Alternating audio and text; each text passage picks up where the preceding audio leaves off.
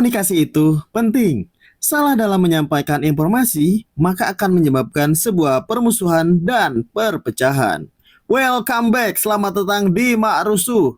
Kali ini Mak Rusuh akan menceritakan sebuah film penuh dengan aksi yang menegangkan dari Korea. Film ini berjudul Goblin. Daripada penasaran, yuk langsung saja kita ke ceritanya.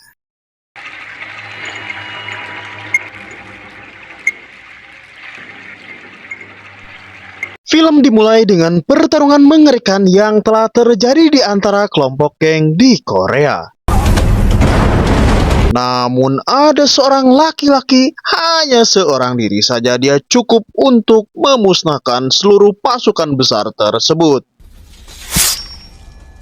Meskipun hanya seorang diri, namun ia tidak terluka sedikit pun. Seorang pria dingin tanpa ekspresi dan tak kenal ragu saat menghilangkan nyawa manusia. Lebih menakutkan lagi, ia tak pernah berpikir saat menghabisi siapapun. Yang bahkan lebih menyeramkan, dia ini sudah menjadi legenda yang sangat ditakuti oleh setiap geng di Korea pada waktu itu. Dia diberi gelar sebagai Goblin, seorang pria misterius berdarah dingin dan tak kenal takut pada siapapun. Dia terkenal sebagai monster yang menaklukkan sebuah pasukan meskipun hanya dengan seorang diri saja.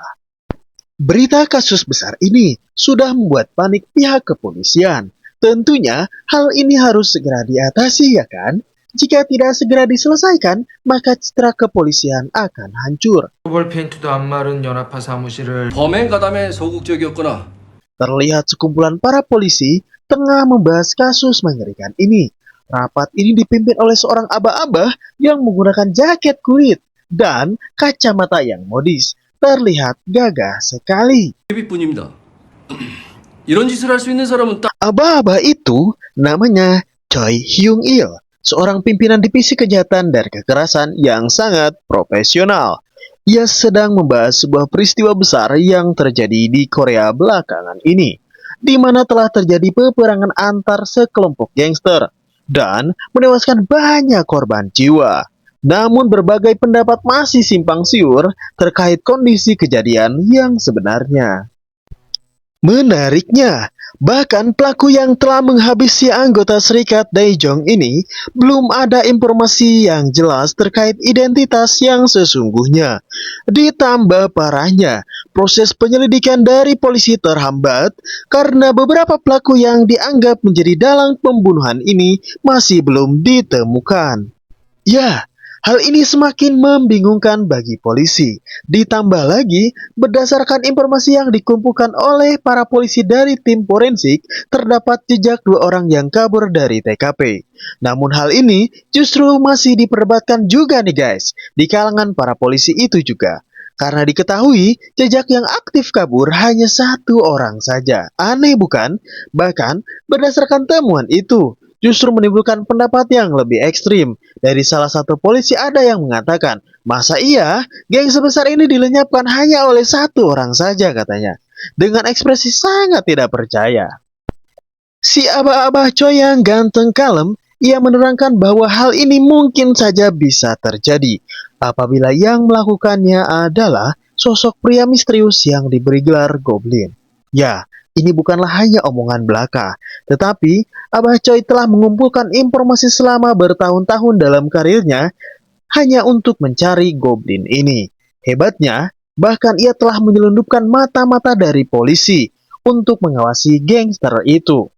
Dan berdasarkan kabar burung yang beredar, bahwa ada rumor yang mengatakan bahwa Goblin itu memang ada, meskipun masih belum bisa ditemukan siapa identitas yang sebenarnya.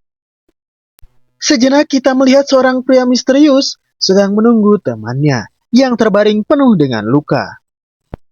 Diketahui bahwa lelaki yang terbaring di kasur itu bernama Youngmin. Adapun si ganteng kalem yang misterius bernama Kang Do-hyun. Kang Do-hyun mengatakan pada Youngmin bahwa teleponnya terus berdering selama ia sedang berbaring terluka itu. 전화 많이 오는 것 같더라. Ya, dengan panik ia segera mengecek HP-nya. Ternyata ia ditelepon oleh keluarganya. Keluarganya mengabarkan anaknya saat ini sedang kritis karena sakit jantungnya semakin parah. Dan mereka menunggu penanganan yang lebih serius dari pihak dokter. Namun, ia tidak memiliki uang untuk membayar biaya rumah sakit tersebut. 지금 응급 상황이 보호자분은 Youngmin terlihat sangat panik dan frustasi saat melihat kondisi anaknya harus segera dioperasi. Nampak kondisinya sangat mengkhawatirkan. Lebih parahnya, Youngmin belum lama menemani anaknya di rumah sakit. Tiba-tiba, Youngmin dipanggil oleh bosnya ke markas. Sangat menjengkelkan, bukan? Namun, ia tidak memiliki pilihan lain selain mengikuti arahan dari bosnya. Terlihat kondisi markas sedang panas. Nampak seorang pria saat ini sedang diinterogasi secara ekstrim. Dan laki-laki itu dipukuli habis-habisan. Parahnya, sebuah gergaji berputar kencang di depan matanya. Ternyata, bos besar tersebut sedang mencari pengkhianat yang diduga telah membocorkan segala informasi terkait dengan gengnya kepada polisi. Wah, mengerikan sekali ya. Buktinya bahkan sangat valid, karena bos besar tersebut menemukan rangkaian panggilan di sebuah HP milik anak buahnya itu. Oleh karenanya, bos besar si rambut pirang, ia sedang mencoba menghubungi nomor telepon yang sering dihubungi oleh anak buahnya tersebut. Nampak anak buahnya sudah sangat terlihat panik. Telepon pun berdering dan bos besar memegang HP sambil menunggu diangkat oleh seorang yang bersangkutan. Setelah sekian lama menunggu, ternyata pemilik nomor tersebut adalah si Abah Choi. Si Abah Choi sedang berada di sebuah mobil pengintaian. Ia sedang beristirahat dan ingin melahap hamburger dan kopi panas yang telah ia siapkan sebagai makan malamnya. Gelagapan, si Abah Choi mendengar telepon berdering, namun ia lupa menyimpan HP-nya di mana. Ia mencari-cari HP tersebut, ternyata ada di bawah kursi mobil tersebut. Ia mengangkat telepon tersebut sambil berkata, 여보세요? "Halo, ini saya Kepala Choi dari bagian kejahatan dan kekerasan," ungkapnya. Tetapi si Abah Choi diacuhkan saja oleh orang yang menelponnya itu. Akibat si Abah Choi ini mengangkat sembarangan dari telepon masuk tersebut, menyebabkan kesialan pada anak buah mata-matanya. Sialnya, para gangster itu mengetahui penyamarnya sebagai mata-mata polisi. Alamak, sungguh sangat sial sekali nasib polisi ini. Sudah babak belur, sekarang ketahuan, dan akhirnya harus siap dieksekusi. Bos besar itu menyuruh Youngmin untuk menghabisi pengkhianat tersebut. Youngmin lalu mengeluarkan pisau dari balik punggungnya, namun ia terlihat nampak ragu untuk mengeksekusi pengkhianat itu. Tiba-tiba, seorang temannya dengan dingin sambil berjalan dia mengambil pisau dari tangan Youngmin dan kemudian menyayat leher pengkhianat itu tanpa belas kasihan. Youngmin nampak terkejut, lalu dengan dinginnya laki-laki itu pergi keluar dari ruangan tersebut. Youngmin sangat ketakutan dengan pria dingin ini, pantas saja dia dijuluki sebagai Goblin. Cerita beralih kepada si Abah Choi yang tengah melakukan penyelidikan di salah satu tempat kejadian perkara. Si Abah Choi melihat setiap sudut ruangan itu untuk mencari informasi sekecil apapun. Dengan harapan si Abah Choi bisa menemukan petunjuk untuk menyelesaikan kasus-kasusnya. Namun, ada sebuah kalender yang terlihat membuatnya penasaran, di mana kalender itu dibuat oleh salah satu perusahaan yang bernama Sangmi Furniture. Si Abah Choi gerecek berangkat ke perusahaan tersebut. Ia penasaran mencoba menyelidiki lebih lanjut terkait perusahaan itu secara langsung ke kantornya. Terlihat Youngmin sedang putus asa mencari uang untuk membayar operasi anak bayinya yang sangat ia sayangi. Dia ingin anaknya selamat dari sakit jantungnya. Dengan keraguan memuncak di hatinya, ia meminta pekerjaan kepada bos besar. Apapun akan ia lakukan untuk mendapatkan uang, kata Youngmin. Kemudian, bosnya memberikan tugas berat kepada Youngmin. Youngmin diperintahkan untuk melenyapkan salah satu bos Goblin. 부탁드립니다, 사장님. 이 도깨비 사슬은 못 하겠나? 와. Diselimuti ketakutan dan keraguan, ia berpikir matang dalam mobilnya.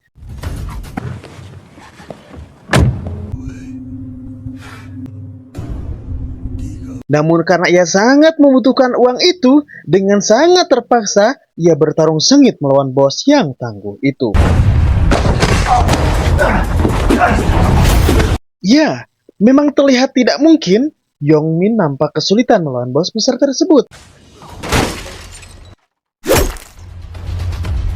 Namun, bukankah kata pepatah mengatakan, jika kita usaha dengan sungguh-sungguh, maka akan mendapatkan keberhasilan.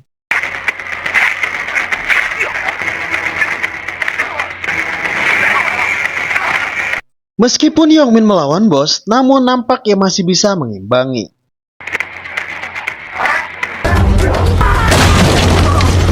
Hebatnya, meskipun ia diserang habis-habisan, tapi tetap ia harus bisa bertahan.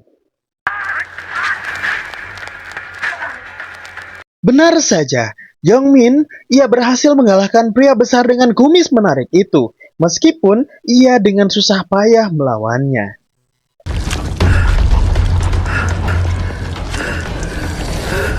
Lalu, Yongmin kembali ke kantor. Bos pirang sudah menunggunya. Dia mendapatkan bayaran dari bosnya, namun ternyata bayaran yang diberikan dari bosnya tersebut masih sedikit. Padahal ia saat ini sedang membutuhkan banyak uang untuk menyelamatkan anaknya. 미친나. 약속하신다고 틀리지 않습니까? 야! 에이씨. Yongmin gelap mata saat ia melihat tumpukan uang yang dibawa oleh bosnya. 이거 안 놓나? Lalu, ia mencoba merebut uang tersebut dari bosnya itu.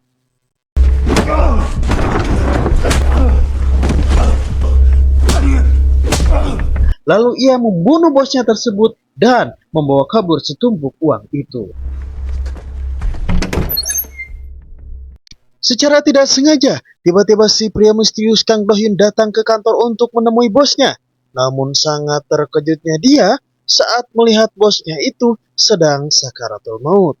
Bos itu menyampaikan pada Kang Do-hyun bahwa Yongmin lah yang telah menusuknya. Bukan hanya itu saja coy, sangat sial sekali si Kang Do-hyun ini. Tiba-tiba si Abah Choi seorang polisi datang menyelidiki kantor bosnya tersebut. 움직이지 마. 손머리 새끼야. Bahkan si Abah Choi terkejut pula karena ia melihat seorang laki-laki sedang dalam sakaratul maut. Si Abah Choi mengira bahwa yang telah menghabisi orang tersebut adalah si Kang Do-hyun. Karena hanya si Kang Do-hyun lah yang ada di TKP.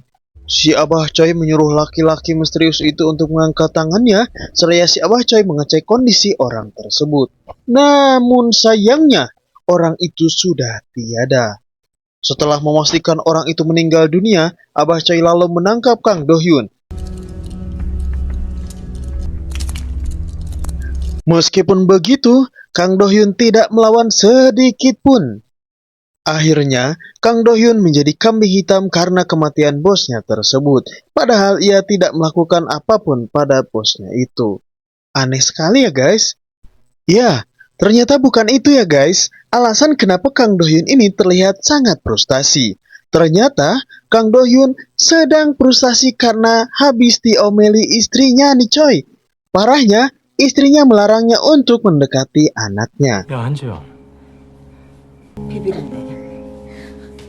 Dia sedang banyak pikiran nih coy, karena istri dan anaknya sangat kecewa pada Kang Oyun akibat pekerjaannya sebagai seorang pembunuh bayaran. Istrinya mengacuhkannya, tidak ingin didekatinya, bahkan istrinya mengatakan bahwa dia jijik padanya karena dia berbau darah. Kang Oyun sedang berpikir keras untuk pensiun dari pekerjaan kotor itu, lalu menapaki jalan hidup yang baru, yang lebih baik. Wah, menarik bukan? Yuk guys, mari kita lanjut lagi. Singkatnya, Kang Do-hyun menebus semua kesalahannya di penjara. Bebannya bukan hanya kehidupan penjara saja, namun hal yang sangat membuatnya frustasi adalah ketika dia mendapatkan sepucuk surat dari istri tercintanya. Namun isinya sangat menyakitkan. Di dalam surat itu dinyatakan bahwa ia tidak ingin membesarkan anaknya yang bernama Yena itu sebagai putri dari seorang pembunuh. Dia akan memberitahu putrinya bahwa ayahnya sudah tiada. Bahkan istrinya yang bernama Jiong itu sudah menutup pintu hatinya dari Kang Do-hyun dan berpesan untuk tidak dicari lagi oleh dirinya untuk selama-lamanya. Wah, sedih bukan? Sudah hidupnya terpuruk, ditambah lagi ia ditinggalkan oleh orang yang ia sayangi. Sebagai temannya, terlihat Yongmin ingin bertemu dengan Kang Do-hyun. Yongmin merasa bersalah akibat perbuatannya sehingga si goblin temannya itu sampai di penjara. Namun Kang Oh-hyun karena sedang sedih dan frustasi, dia tidak ingin ditemui oleh siapapun. 4502번. Lalu Yongmin pun pergi.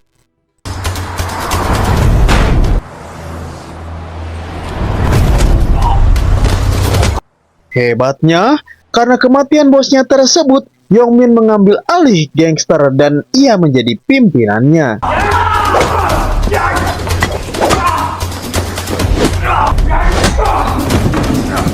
Dia yang awalnya penakut, kini berubah menjadi seorang monster bengis. Dia melancarkan beberapa serangan pada lawannya untuk memudahkan kejayaannya. Bahkan, informasi kasus-kasus yang telah dilakukan oleh Yongmin sudah dikumpulkan oleh para polisi. 손머리 새끼야. 손머리. Sementara itu, lelaki misterius mantan goblin itu telah menjalani masa kurungan yang cukup lama di penjara, sehingga akhirnya pada tahun 2016 dia dibebaskan. Sejenak cerita beralih pada sebuah pembulian di salah satu sekolah oleh beberapa siswa perempuan. 그땐 그만하지. 간 거야. 수락하지 마. Namun dengan gagahnya, seorang siswi perempuan yang bernama Yena, 3대 1은 너무한 거 아니야? 전학생이 빠지시지. dia datang mencoba melerai proses pembulian. Terjadilah pertengkaran siswa-siswi muda itu, namun beruntung, datanglah ibu guru cantik yang menghentikan perkelahian itu. 다혜야, 혜나야, 너 오늘은 좋은 줄 알아. 고마워. Lalu, kita diperlihatkan oleh sebuah rumah besar yang dihuni oleh gadis pembuli yang ternyata yang paling mengejutkan adalah itu adalah anak dari Yongmin. Anaknya itu bernama Enjo. Ia sedikit tidak akur dengan ayahnya. 웬일이야? 이 시간.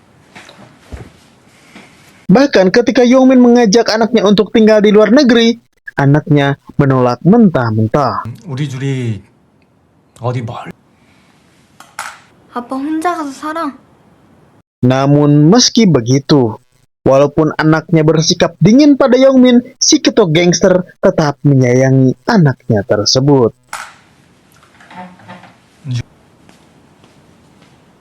Sementara itu, lelaki misterius Kang Do-hyun selepas keluar dari penjara, dia bekerja di salah satu tempat cuci mobil. Kali ini ia menjalani pekerjaan yang berbeda dari sebelumnya. Sekarang ia sudah berubah menjadi lebih baik. Meskipun demikian, ia tetap memiliki sifat yang sama seperti sebelumnya, yaitu selalu pendiam.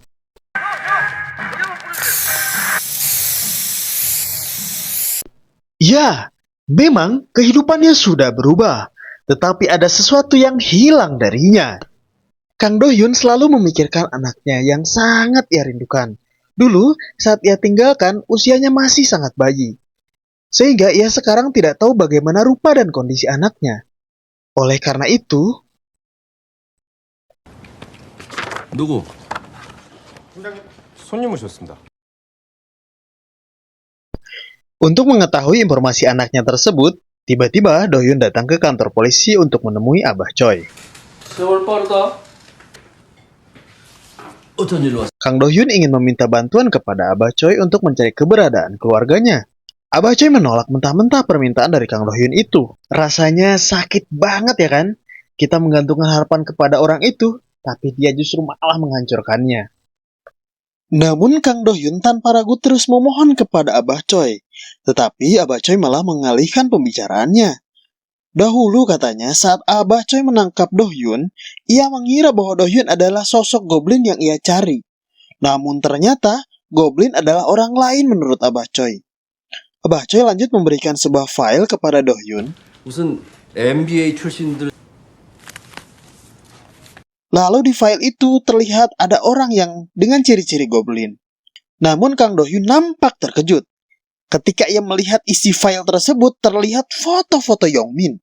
Menurut Abah Choi, dia sangat kesulitan untuk memecahkan kasus Goblin ini. Karena modus operasinya berubah-ubah. Bahkan menggunakan perusahaan sebagai kedok utama dalam menjalankan aktivitas gelapnya. Abah Choi ingin mencari informasi lebih lanjut terkait Goblin ini pada Do-hyun. Dan mengajaknya bekerja sama untuk mengungkapkan Goblin yang sesungguhnya. 이쪽하고는 인연을 끊었습니다. Namun dengan tegas, Do-hyun mengatakan bahwa ia telah memutus hubungan bersama mereka. Lalu pada malam harinya, bos tempat cuci mobil sedang mentraktir anak buahnya. Dan terlihat ia sedang mabuk berat. Tiba-tiba ia ngelantur menceritakan pengalamannya dulu di penjara. Dia menyombongkan diri telah bertemu dengan Goblin, dan kemudian dia menyembunyikan hal-hal yang sangat tidak di luar dugaan.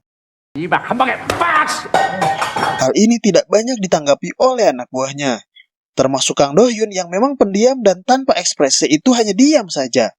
Namun bosnya yang sudah mabuk itu meresponnya secara berlebihan.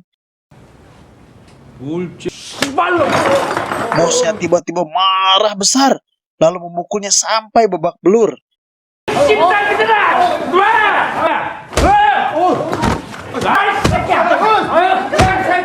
Bahkan dengan hal itu pun, namun Kang Do-hyun tidak melawan sedikit pun. Karena perkelahian itu, Kang Do-hyun dan bosnya, mereka diamankan ke kantor polisi. Karena Kang Do-hyun baru keluar dari penjara, dia masih dalam tahapan pengawasan dari kepolisian, salah satunya oleh Abah Choi. Lalu telepon masuk kepada Abah Choi dari salah satu kantor polisi yang mengatakan bahwa Do-hyun saat ini sedang berada di kantor polisi. Lalu Abah Choi segera berangkat menuju kantor polisi itu. Belum sempat Abah Choi keluar dari dalam mobilnya, tiba-tiba ia melihat Do-hyun sudah babak belur. Abah Choi sangat heran. Dia kira Kang Do-hyun yang membuat masalah, ternyata dia adalah korbannya. Untuk memecah suasana canggung, Kang Do-hyun mengajak makan bosnya agar mencairkan suasana kembali normal. Dan bosnya sangat memohon maaf karena dia sudah lepaskan dari akibat ia mabuk terlalu berat. Abah Choi sangat heran dan merasa bahwa Kang Do-hyun sudah berubah. Abah Choi datang ke rumah Kang Do-hyun untuk melihat kondisinya. Terlihat Do-hyun sedang menyemprot pakaian, si Abah Choi datang malah mengganggunya. Bahkan dengan mudahnya ia malah ceramah di depan Kang Do-hyun. Dia mengatakan sebenarnya ada senior yang pernah mengatakan kepadanya bahwa orang itu tidak akan berubah. Namun melihat Kang Do-hyun, hatinya tergerak karena melihat perubahan yang lebih baik yang ia tampakkan dalam kesehariannya. Setelah Abah Choi puas berceramah, lalu ia memberikan secari kertas kepada Do-hyun lalu pergi tanpa pamit. Kocak sekali ya, datang tidak diundang, lalu ceramah habis-habisan, setelah itu pulang tanpa pamit. Duhai Abah satu ini sulit ditebak kelakuannya. Namun ternyata si Abah Choi baik hati coy. Dia memberikan alamat keluarga Kang Do-hyun yang selalu ia rindukan itu. Itu membuatnya sangat bahagia. Ya, Kang Do-hyun sudah tidak sabar ingin segera melihat kondisi anaknya. Lalu dia segera berangkat mencari alamat itu. Alamat tersebut mengantarkannya kepada sebuah toko salon rambut jubile, namanya. Kang Do-hyun celingak-celinguk melihat dari kejauhan. Dia sedang melihat salon tersebut. Tapi ia tidak melihat ada seorang anak di dalamnya. 아저씨 누구세요? Tiba-tiba, justru saat itu ia dikagetkan oleh seorang gadis. Gadis itu menegurnya dari belakang. Lalu bertanya, kenapa melihat-lihat salonnya, kata gadis itu. Kang Do-hyun pun kaget dan sadar bahwa anak itu adalah Yena, anak gadisnya. Namun karena Kang Do-hyun belum siap bertemu dengan anaknya, Kang Do-hyun pun pergi melengos tidak mengucapkan sepatah kata apapun. Lalu ia pergi meninggalkan gadis itu. Namun ia masih melihat dari kejauhan kondisi mantan istri dan anaknya berbahagia. Nampak raut kebahagiaan dari muka Kang Do-hyun melihatnya itu. Karena masih rindu, Kang Do-hyun masih memperhatikan putrinya dari kejauhan. Namun pada saat Yena sedang jalan-jalan di dekat salonnya, terlihat seorang pria mabuk menyenggolnya, lalu jatuhlah HP dari anak gadisnya itu. 사과 안 해요? 그래서 눈을 부라리고 Lalu anaknya marah pada lelaki pemabuk itu. Tetapi lelaki itu lebih menyeramkan dan memarahi Yena. Lebih parahnya, lelaki itu ingin memukul anak gadisnya itu. Tiba-tiba dengan cepat Kang Do-hyun datang memangkai leher si pria tersebut. Namun mantan istrinya Kang Do-hyun lalu menyuruhnya untuk berhenti dan melepaskan orang mabuk itu. Istrinya panik, takut Kang Do-hyun melewati batas dan membuat orang mabuk itu meninggal. Tapi Yena bingung kepada ibunya, seakan-akan orang asing itu dekat dengan ibunya. Lalu ibunya mengklarifikasi bahwa ia adalah seorang yang ibunya kenal. 아저씨 고마워요. Nampak Kang Do-hyun sudah membersihkan diri dan bersiap untuk tidur. Namun ia memikirkan bayangan indah kenangan bersama anaknya tadi. Ternyata setelah kejadian Do-hyun menolong anak gadisnya itu, Do-hyun diajak makan oleh mantan istrinya dan bersama anaknya. Terjadi hal yang lucu di mana anaknya tiba-tiba spontan mengatakan bahwa apakah lelaki itu menyukai ibunya. 아저씨 우리 엄마랑 정말 잘 어울려요. Ibunya kaget sampai tersedak karena mendengar kata-kata anaknya itu. Lalu pergi ke belakang meninggalkan Yena dan Kang Do-hyun. Spontan Yena mengajak berselfie orang asing itu. Lalu Yena meminjam ponsel Kang Do-hyun dan ia menuliskan nomornya lalu mengirimkan fotonya kepadanya. Hal itu sangat membahagiakan bagi Kang Do-hyun. Pada saat ia sedang asik melamun, tiba-tiba Kang Do-hyun mendapatkan telepon dari mantan istrinya Jiyoung dan mengajaknya untuk bertemu.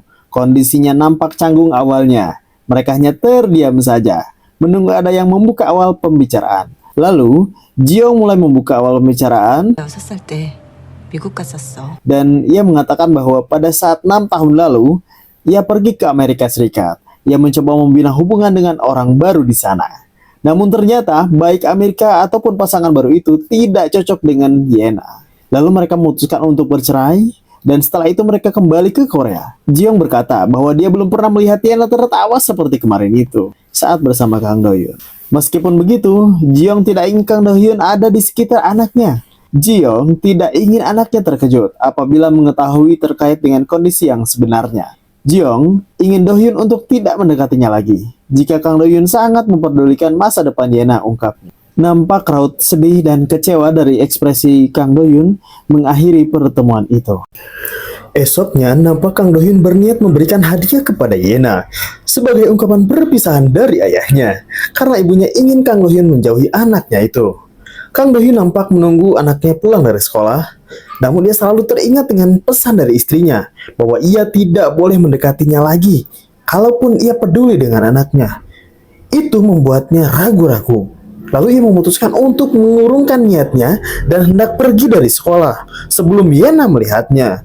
Tiba-tiba ia berlari ke tengah jalan tanpa melihat kondisi sekitar. Namun sialnya justru Do-hyun tertabrak oleh mobil.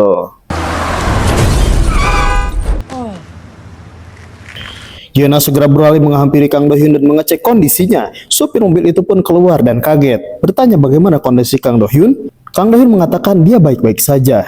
Yena tapi memaki supir tersebut. 아저씨 어린이 보호교육도 몰라요? 갑자기 튀어나왔다고.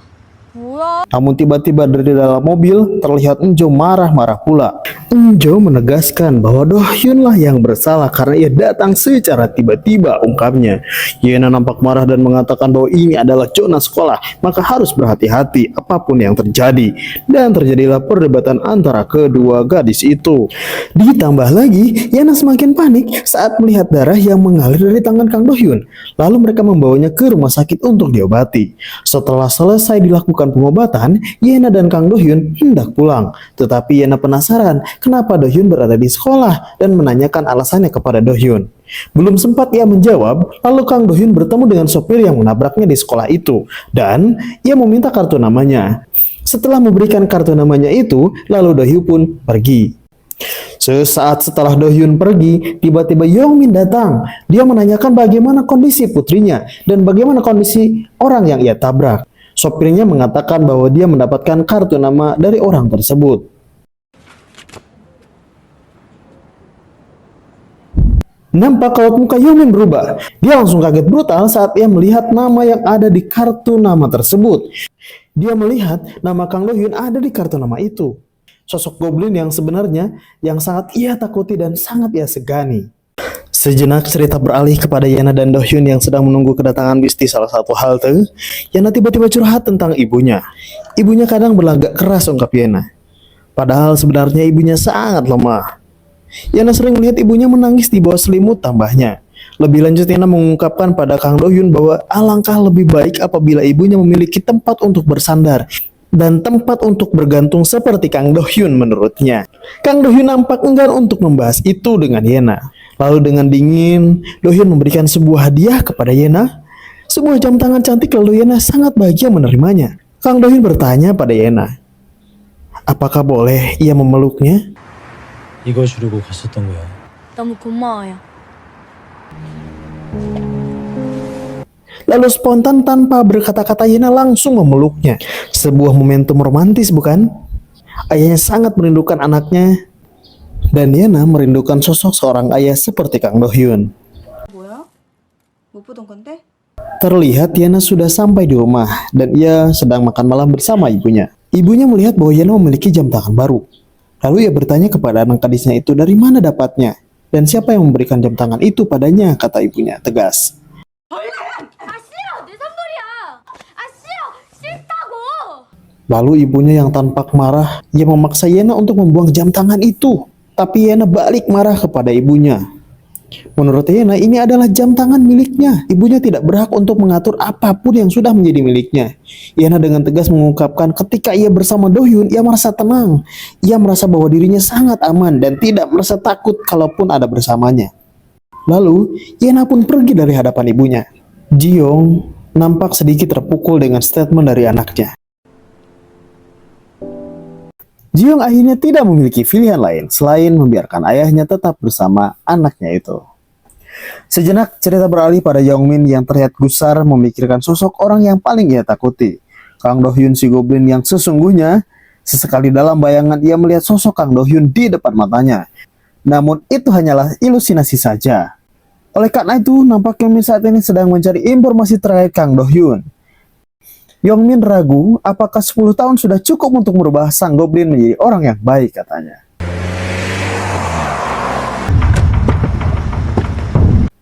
Lalu Youngmin mengirim anak buahnya mengintai keseharian Kang Do Hyun. Sekelompok preman kampung mendatangi tempat kerjanya, lalu membuat keributan di tempat cuci itu.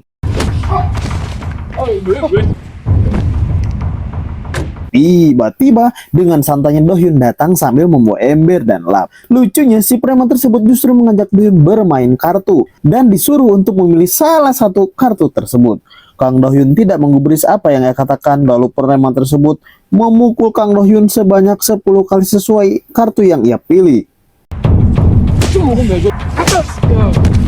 Tapi Do Hyun sedikit pun tidak melawan. Sampai pada akhirnya preman tersebut menendang kepala Do Hyun sampai berdarah. Preman itu menyombongkan diri dan mengejek bahwa Do Hyun adalah lawan yang lemah. Namun ternyata preman itu salah sangka. Preman itu mengatakan bahwa Kang Do Hyun jangan sampai cari muka di hadapan bosnya, yaitu Youngmin. Do Hyun nampak kaget dan dia marah kepada Youngmin telah mengusik kehidupannya. Melihat ekspresi marah Do Hyun, preman itu seakan-akan merasa ditantang olehnya. Preman itu lalu mengambil sebatang kayu, kemudian memukul Do Hyun habis-habisan. Sedikit pun Do Hyun tidak melawan, dia hanya diam saja. Lalu dia dilarikan ke rumah sakit akibat pemukulan tersebut. Bagaikan hukum karma, si preman jahat yang telah memukul habis-habisan Do Hyun, ia kini dipukul secara membabi buta oleh Youngmin.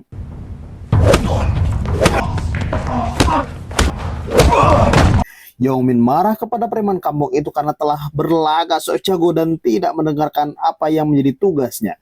Youngmin hanya menyuruhnya untuk mengintai si goblin, tetapi anak buahnya justru mengusik singa yang telah tertidur lama dan membuatnya sangat kesal. 밀착마크만 하라고 했어 안 했어? Meskipun sudah dipukul habis-habisan oleh Youngmin, preman kampung itu masih menyombongkan diri. Karena preman kampung itu tidak tahu sosok Kang Do Hyun yang sebenarnya. 산소 계속 묻어버릴 테니까. Sejenak cerita beralih pada perseteruan putri Kang Do Hyun Yana dan putri Youngmin Enjo. Pemulihan Enjo masih berlangsung di atap sekolah. Lagi-lagi korbannya adalah temannya Yana yang bernama Dahya. Yena sang pahlawan muda menghentikan pembulian itu kepada temannya. 너 괜찮아? Ia berhasil mengalahkan temannya Enjo lalu membawa pergi Dahlia. Enjo yang kesal, ia mendorong Yena ke sebuah tiang, tetapi hal tidak terduga justru terjadi. Ketika ia didorong oleh Enjo ke sebuah tiang itu, ternyata ada besi tajam yang menancap di kepala Yena, yang membuat kepala Yena bercucuran darah. Enjo pun panik lalu menelpon ayahnya Yongmin. Dia memberitahukan ayahnya karena ia telah mencelakai Yena. Karena kejadian itu, Yongmin segera datang ke sekolah untuk menemui anaknya. Yongmin terlalu menganggap remeh kejadian itu. Dia terlalu memanjakan anaknya sehingga anaknya menjadi berlebihan. Ibu guru cantik menegur ayahnya. Tiba-tiba, bukannya Yongmin meminta maaf atas hal yang terjadi, malah ia marah kepada guru itu. Ia mengancam ibu guru dengan sebelah pisau yang ditancapkan di atas buku di depan matanya. Ibu guru sangat ketakutan kepada Yongmin. Ibu guru tidak memiliki pilihan lain selain mengikuti ancaman ayah Enjo itu. Jadi, dia merahasiakan apa yang terjadi di sekolah pada hari itu. Sementara itu, Ji-young dan Kang Do-hyun berada di rumah sakit di depan ruang operasi menunggu hasil daripada operasi tersebut. Tiba-tiba, dokter keluar dari ruang operasi dan mengatakan bahwa operasinya berhasil. Tetapi dokter tidak bisa memastikan bahwa Yena baik-baik saja. Karena luka pada otaknya itu sangat berbahaya dan tidak bisa dipastikan kondisinya seperti apa ke depannya. Mendengar pernyataan itu, ibunya sangat sedih, namun tetap berusaha dikuatkan oleh Do-hyun. Lalu Do-hyun datang ke kantor polisi untuk menanyakan perkembangan kasus itu. Namun dengan dinginnya, polisi itu mengatakan bahwa anak-anak itu hanya bermain-main saja, lalu menyarankan untuk berdamai saja dengan pengacara yang akan datang mewakili anak tersebut. Do-hyun dengan tanpa ekspresi, dia tidak merespon dan membuat polisi itu takut. Dan justru saat pengacara itu datang, Do-hyun tidak berekspresi sedikit pun lalu pergi tanpa meresponnya. Ketika Kang Do-hyun kembali ke rumah sakit, ia bertemu dengan temannya Yena dari sekolah. 그 얘기는 한마디도 안 해요. Temannya Yena mengatakan bahwa di sekolah seakan tidak terjadi apa-apa, tidak dibahas sedikit pun oleh guru. Setelah mendengar informasi dari temannya Yena, Do-hyun datang ke sekolah untuk bertemu dengan guru di sana. Tetapi guru-guru di sana tidak memberikan informasi apapun kepada Kang Do-hyun. Bahkan ketika ia ingin bertemu dengan salah satu pelaku, itu ditutup-tutupi oleh seluruh stakeholder di sekolah tersebut. 수업 있어서요. Do-hyun menjadi sangat heran karenanya. 너가 은준이? Do-hyun menunggu Enjo pulang sekolah lalu mencegat Enjo. Do-hyun ingin bertanya kepada Enjo bagaimana posisi kejadian kecelakaan tersebut agar jelas proses penyelesaiannya. 네가 그런 거야? Namun tiba-tiba Jo-hyun ditendang oleh preman kampung yang telah memukulnya dulu di tempat kerjanya. Kang Do-hyun menyadari bahwa orang-orang itu adalah suruhan dari Yongmin. Saat itulah Do-hyun sadar bahwasanya anak yang telah menyakiti anaknya adalah putra dari Yongmin.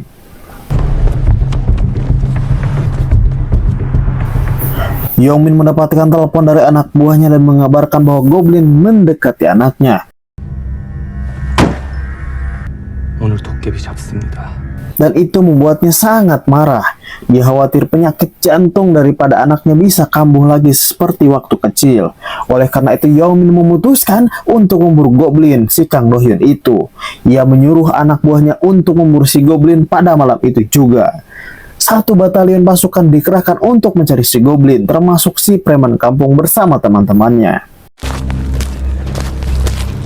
Namun nyatanya si preman kampung bersama teman-temannya itu ditugaskan untuk menculik istri dan anak-anaknya yang saat ini sedang terbaring di rumah sakit, dan itu dijadikan umpan untuk si Goblin.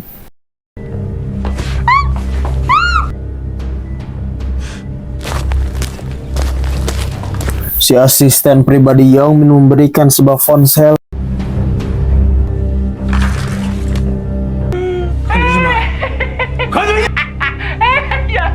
berisikan video call bersama anak istrinya yang ditawan oleh preman kampung.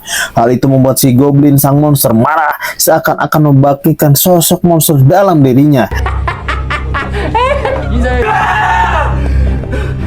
Kembali ia berubah menjadi sosok monster pembunuh berdarah dingin. Asisten pribadi bersama sekelompok pasukan sudah disiapkan untuk mengeroyok si Goblin.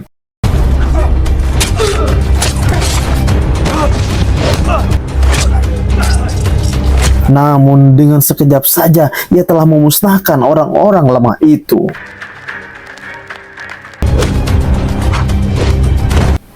Goblin sangat kesal karena telah mengusik anak dan istrinya. Meskipun sudah berpuluh-puluh tahun dia berhenti membunuh, tapi instingnya masih luar biasa. Yeomin mendapatkan laporan menohok dari anak buahnya bahwa satu pasukan itu telah dimusnahkan oleh si Do-hyun Goblin ini. Lalu Yeomin menyuruh preman kampung membawa anak-anaknya ke pabrik.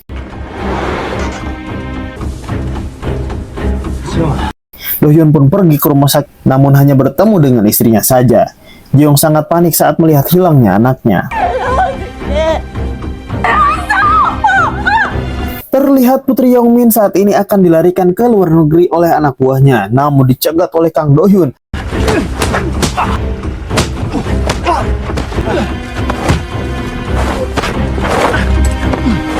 Lalu ia membawa Putri Yeongmin itu dijadikan sandera. Yeongmin terkaget karena mendapatkan telepon dari putrinya dan ia gemetar setelah mendengar apa yang ada di ponsel tersebut. Justru Kang Do-hyun yang berbicara.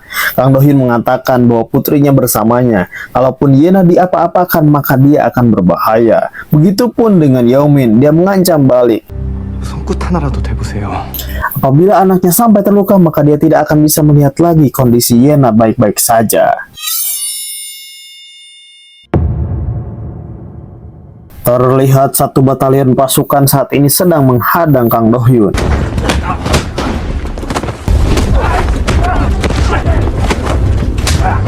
Namun Kang Do-hyun si Goblin yang luar biasa kembali lagi. Dia bisa menghabiskan seluruh gengs itu dengan insting pembasminya yang luar biasa.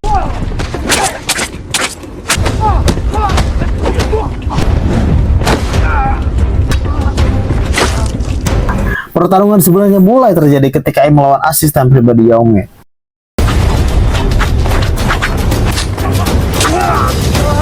Namun komandan utama Yeongmin itu juga tidak berkutik melawan si Goblin.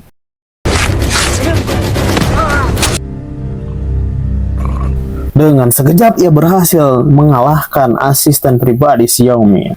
Si Goblin mencari informasi daripada asisten pribadi si Yeongmin dan mengatakan bahwa anaknya dibawa ke pabrik.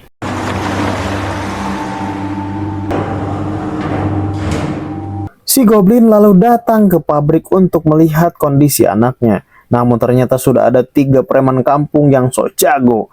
Lalu terjadilah pertempuran antara si Goblin bersama preman-preman kampung tersebut.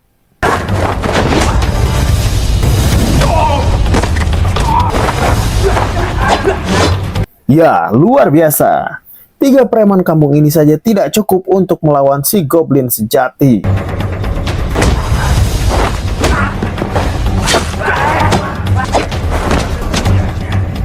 Anak buah si preman kampung cukup kuat.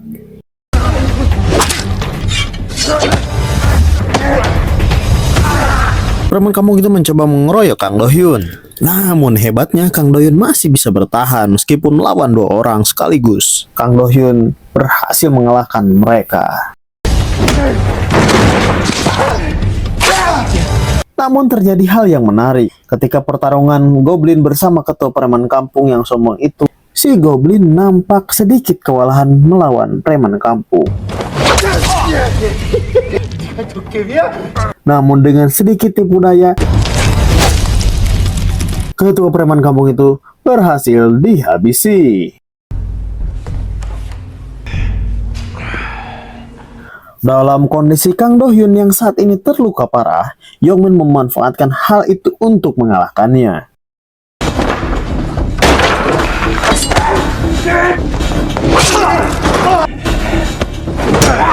Keduanya saling berbalas serangan.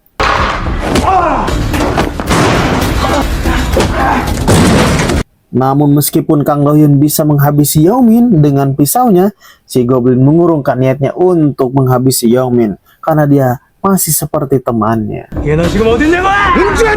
Karena niat yang sebenarnya dari Kang Do-hyun hanyalah menyelamatkan anaknya. Kedua monster itu terluka sangat parah.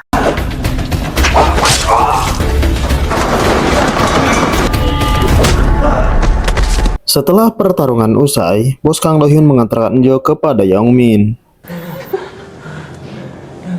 Lalu Yongmin juga memberitahukan kepada Kang Do-hyun tempat di mana Yena disembunyikan.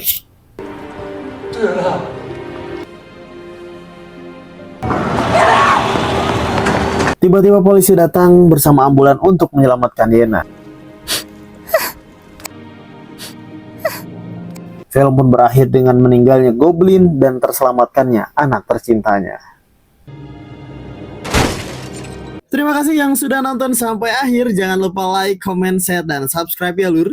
Sampai jumpa lagi.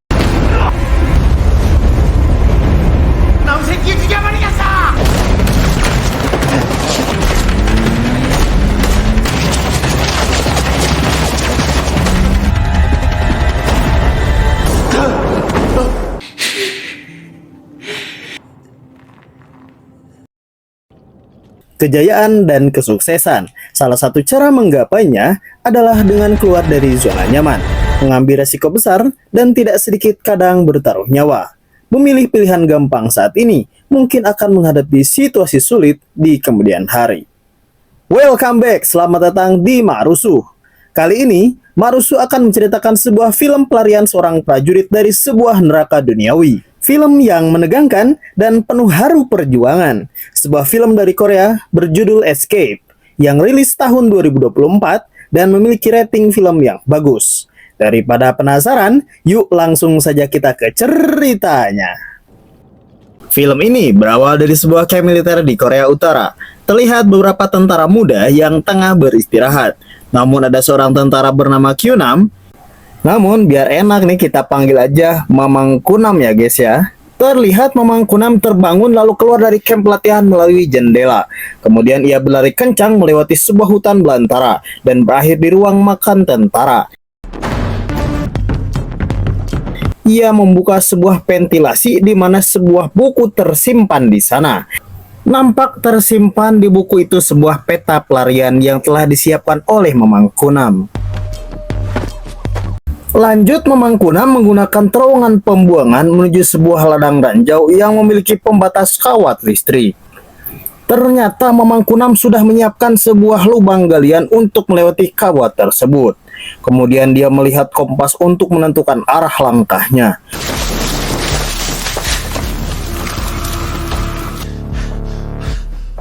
Mamang Kunam berlari kencang di tengah padang ilalang. Lalu tujuannya ternyata melewati sebuah ladang ranjau penuh dengan bom yang ditanam di dalam tanah. Cerdasnya, dia sudah menyiapkan tanda-tanda area yang aman di area ranjau tersebut dengan menggunakan sepotong ranting sebagai tandanya. Mamang Kunam menghitung setiap langkah perjalanan di rute itu dan menuliskannya secara detail di dalam peta yang telah ia siapkan. Tampak Mamang Kunam sudah membuat perencanaan besar ya. Betul sekali, dia tengah membuat perencanaan pelarian dari camp pelatihan di Korea Utara itu. Lalu, dia memasuki sebuah areal baru yang belum terjamah olehnya. Ia menandai langkah-langkah amannya di sebuah peta. Dan ia melanjutkan sebuah ekspedisinya. Mang Kunam memeriksa setiap jengkal tanah ladang ranjau tersebut. Ia menandai setiap areal yang berbahaya dengan ranting pohon yang ia siapkan sebagai tanda. Nampak akhir perjalanan Mamang Kunam ternyata adalah sebuah batas wilayah antara Korea Selatan dan Korea Utara. Rupanya rute pelarian tentara muda ini adalah menuju Korea Selatan. Dia beranggapan akan menemukan kehidupan yang layak di Korea Selatan itu. Dan sedang mencoba membelot dari Korea Utara yang memiliki cara kehidupan yang keras dan mengerikan. Mang Kunam menghabiskan 30 menit setiap malam untuk melakukan ekspedisi itu. Di saat ia asik melamun karena ekspedisi dan rencananya sudah siap, Mang Kunam dikagetkan oleh seekor babi yang terluka karena menginjak ranjau bom. Lalu ia tersadar telah kehabisan waktu dan segera kembali ke camp pelatihan lagi sebelum pengawas menemukan ketiadaannya. Keesokan harinya, Mang Kunam tetap mengikuti pelatihan seperti biasanya dan didoktrin dengan sebuah video yang mengerikan di mana memperlihatkan eksekusi bagi para tentara yang membelot dari Korea Utara. Saat ini Mang Kunam tengah mencari waktu yang tepat untuk memulai rencana nekat yang amat berbahaya itu. Singkatnya, terlihat Mang Kunam saat ini dengan beberapa rekannya tengah diberikan tugas oleh pimpinannya melakukan pengawasan di salah satu lembah perbatasan untuk mengecek apakah ada tentara dari Korea Selatan yang melintas ke perbatasan itu. 이러다가 남조선 수색대를 만날 비가 올 것 같습니다. Namun tiba-tiba juniornya yang bernama Kim Dong Hyuk, kita panggil aja si Ujang Dodong ya. Jang Dodong melihat burung-burung nampak terbang rendah, lalu dia meramal bahwa sebentar lagi akan turun hujan, sekitar 2 hari ke depan, ungkap Jang Dodong kepada Mang Kunam. Sehingga Mamang Kunam nampak terkejut mendengarnya, karena ia khawatir tanda-tanda yang sudah dia siapkan akan hancur karena terbawa arus hujan. Meskipun Mang Kunam sedikit tidak percaya dengan ucapannya itu, tetapi beberapa temannya juga sudah mendengar tentang ramalan cuaca yang telah menyebutkan beberapa hari ke depan akan terjadi hujan yang lebat. Di tengah perbincangan itu, tiba-tiba mereka dikagetkan dengan sebuah ledakan yang memperlihatkan seekor babi hutan yang menginjak ranjau bom. Bagaikan rezeki yang datang tidak disangka-sangka, mereka sangat senang melihat babi itu. Lalu babi itu dibawa ke kamp pelatihan untuk dimakan barang-barang bersama teman-temannya. Dan tiba-tiba ketika ingin memakan daging tersebut, lalu atasan mereka datang dan ingin daging babi itu untuk dikonsumsi dengan atasan lainnya. 군대 나오면 안 되겠습니까?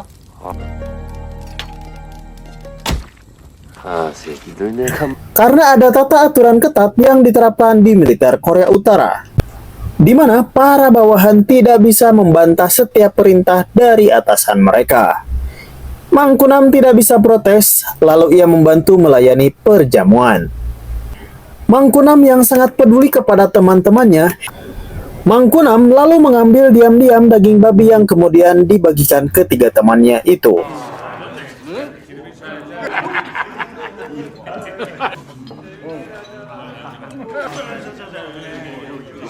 Selanjutnya, Mang Kunam melanjutkan sebuah tugas berjaga malam.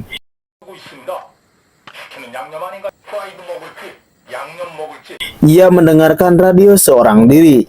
Ia mendengarkan sebuah saluran dari Korea Selatan yang kebetulan malam itu membahas tentang mencari kebahagiaan. Mang Kunam menjadi teringat bagaimana masa kecilnya dulu.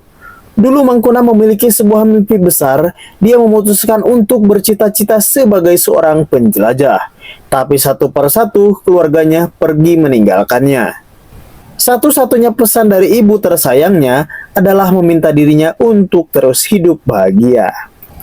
Ketika asik dalam lamunannya, Mang Kunam terkaget dengan datangnya Jang Dodong yang mendekat secara tiba-tiba. Jang Dodong mengatakan bahwa ia mendengar informasi jika Mang Kunam mengajukan diri untuk menjadi tim pencari ke zona demilitarisasi. Zona ini adalah sebuah wilayah yang tidak boleh ada kegiatan militer, sesuai dengan perjanjian yang disepakati kedua negara, dan biasanya dijaga ketat oleh pihak ketiga. 네, 봤습니다. 비 내리면 지뢰 위치가 바뀌어서 못 가니 말입니다.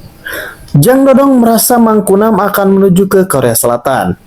Jang Dodong mengungkapkan bahwa hujan akan merubah posisi ranjau yang telah ditandai olehnya.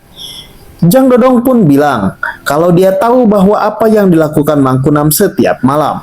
Mendengar itu, Mang Kunam menjadi marah dan mengancam Jang Dodong supaya jangan bicara yang macam-macam. Dia akan memenggal kepalanya, ungkap Mang Kunam marah besar. Namun Jang Dodong tetap bersikeras. Jang Dodong meminta pada Mang Kunam untuk mengajaknya pergi ke Korea Selatan, karena ibu Jang Dodong saat ini berada di Korea Selatan. Sebentar lagi hari ulang tahunnya. Jang Dodong sangat merindukan ibu dan adik perempuannya, ungkap Jang Dodong penuh harap kepada Mang Kunam. Tapi Mang Kunam yang marah justru menamparnya dan menganggap tidak melihat atau mendengar omongan dari Jang Dodong ini. Dan Mang Kunam pun menghiraukannya. 많이 필요 없어.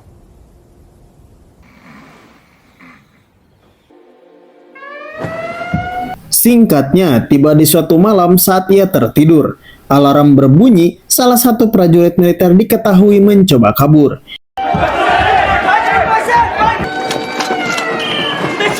beberapa pasukan dikerahkan. Mangkunam sadar bahwa si Jang Dodong mencoba kabur. Mangkunam segera mengecek buku peta yang ia siapkan di cerobong pembuangan, dan bukunya itu sudah hilang.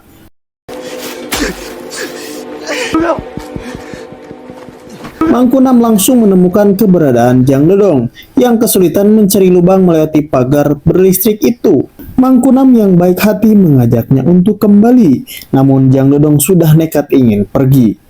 Jang Dodong tetap berusaha menggali, tapi malah kesetrum pagar yang berlistrik itu. Karena sudah gelap mata, Jang Dodong menodongkan senjata kepada Mangkunam dan memaksa memberitahu lubang yang biasa Mangkunam lewati dari zona itu.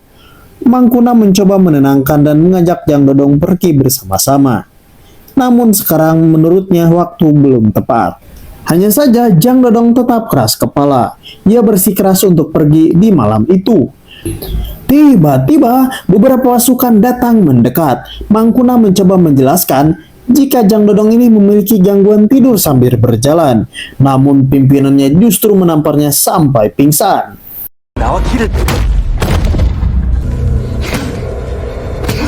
Singkatnya, Mangkunam dan Jang Dodong dibawa ke ruang penyiksaan untuk menjelaskan tentang peta yang Letnan temukan di saku Jang Dodong itu. Mangkunam dipukuli hingga babak belur, sampai akhirnya Jang Dodong mengaku jika peta itu miliknya, agar Mangkunam tidak disalahkan. Di tengah penyiksaan itu, tiba-tiba bawahannya mendapatkan informasi terkait kedatangan petugas keamanan negara dari pusat. Para tentara itu menyiapkan seluruh barang bukti yang Mangkunam dan Jang Dodong gunakan untuk melarikan diri.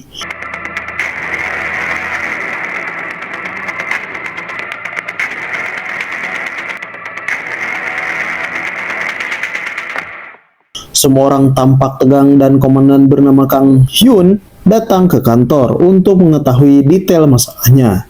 Kita panggil saja Kang Hyun ya guys ya. Lalu bawahannya langsung menjelaskan ringkas kejadian Mangkunam dan Jang Dodong yang mencoba kabur dari utara menuju selatan. Berdasarkan barang bukti peta yang mereka temukan. Berdasarkan hukuman yang berlaku, Mangkunam dan Jang Dodong harus menjalani hukuman eksekusi mati sebagai tindakan disipliner yang telah mereka lakukan. Tapi si Kang Hyun bingung karena berdasarkan laporan, dilaporkan bahwa yang membuat peta adalah Jang Dodong, ungkap si Kang Hyun. Letnan itu bilang kalau Mangkunam dan Jang Dodong sudah dekat dan akrab, ungkapnya sambil ketakutan. Kang Hyun malah tertawa mendengar laporannya tersebut. Kang Hyun hanya ingin bukti nyata jika Mangkunam terlibat dalam pembuatan peta. Namun Letnan tersebut tidak bisa menjelaskan, sehingga Kang Hyun menyimpulkan jika Jang Dodong yang ingin melakukan pelarian, namun berhasil ditangkap oleh Mangkunam. Berdasarkan fakta bahwa banyak pembelot yang ditemukan dalam kasus militer, Kang Hyun mengatakan bahwa para petinggi tidak senang jika anggotanya dihukum mati. Sehingga dia mengusulkan untuk mengganti kasus ini menjadi sebuah penghargaan bagi Mangkunam yang telah menemukan pembelot Jang Dodong yang akan dihukum mati, sehingga memperbaiki citra militer di Republik ini. Lagi-lagi, Mangkunam beruntung diselamatkan oleh Kang Hyun, sehingga Mangkunam dibersihkan dan akan dibawa menuju kantor pusat untuk diberi penghargaan.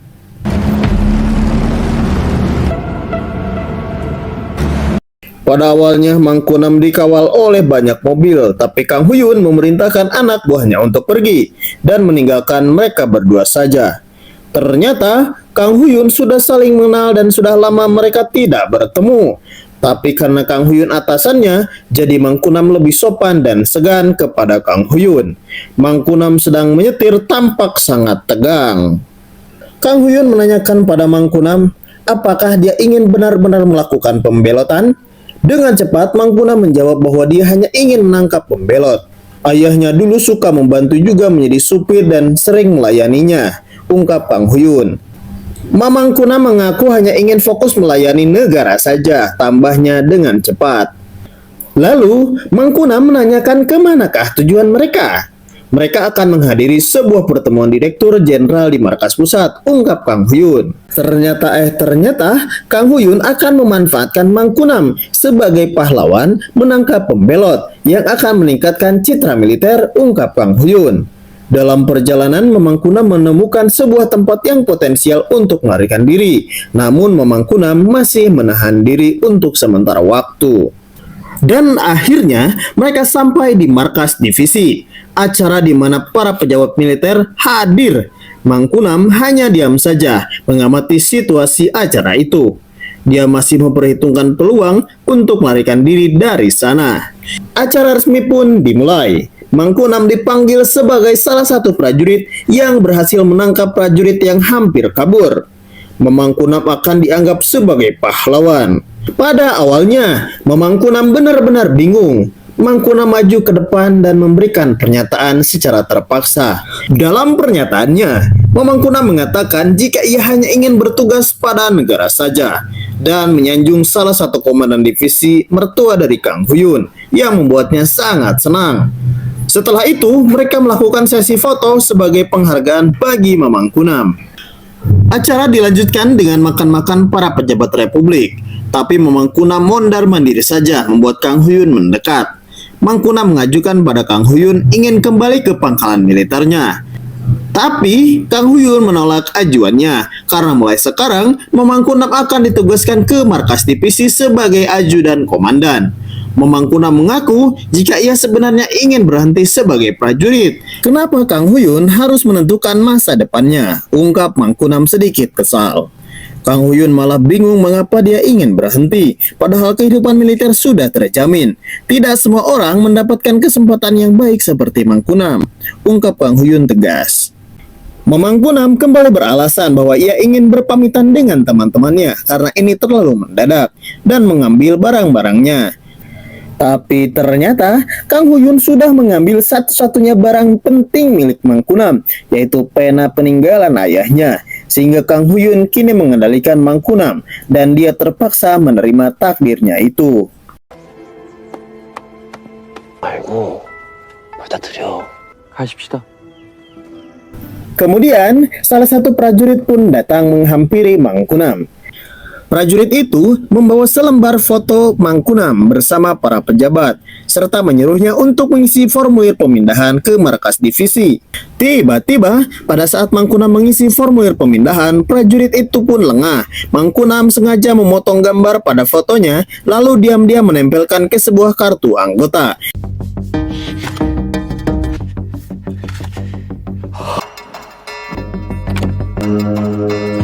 Kemudian menyusup ke ruang lainnya untuk mengambil cap. Wah, sungguh cerdas bukan Mang Kunam ini? Dia telah mempersiapkan pelariannya dengan sangat matang. Sementara itu, Kang Huyun saat ini tengah berbincang-bincang dengan tamu wanita di ruang pesta. Tidak berselang lama, ia dihampiri oleh seorang pemuda. Pemuda itu menyuruh Kang Huyun bermain piano, dan dia memberitahu para wanita di sana bahwa Kang Huyun adalah seorang pemain piano yang profesional. Mendengar itu, para wanita itu memaksanya karena ingin melihat kemampuannya bermain piano. Dengan kesempatan emas ini, kemudian Mang Kunam ini tergesa-gesa ingin keluar dari tempat itu dan bergegas menuju pangkalan. Dia berlari keluar dari jendela markas divisi menuju sebuah hutan belantara. Tapi ternyata ada dua prajurit yang tengah mengawasi daerah itu, sehingga Mang Kunam beralasan sedang melakukan inspeksi. 영검 나와서. Mendengar pengakuan Mang Kunam itu, dua prajurit itu nampak terkejut.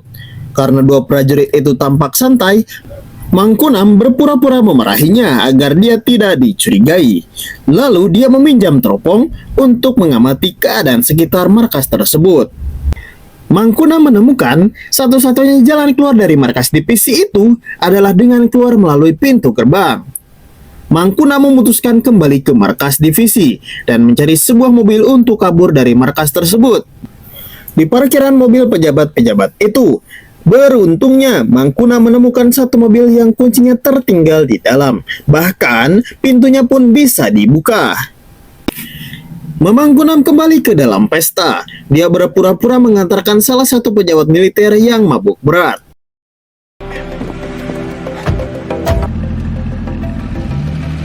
Dan mulai pergi dari markas divisi.